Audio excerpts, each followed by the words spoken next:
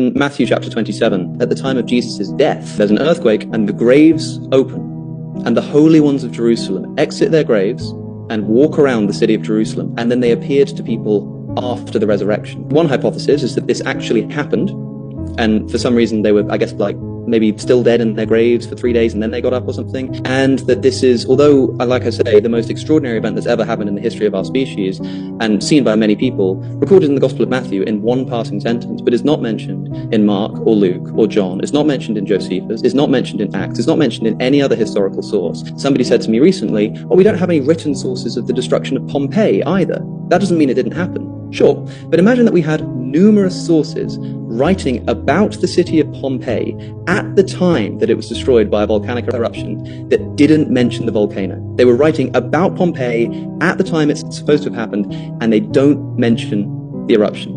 That would be incredibly strange and suspect and make me think that we couldn't trust our source. So one hypothesis is that this actually happened, and for some inexplicable reason, it is just complete radio silence on all of our historical sources. Or it didn't happen and was an invention of Matthew in order to do something like fulfill the prophecy of the apocalyptic Jesus that soon there would be a general resurrection of the dead. Why is it that when Jesus dies, the graves open, but it's not until after the resurrection that they start appearing to people? Is it because Jesus is supposed to be the firstborn of the dead? Is he supposed to be the first one that's resurrected?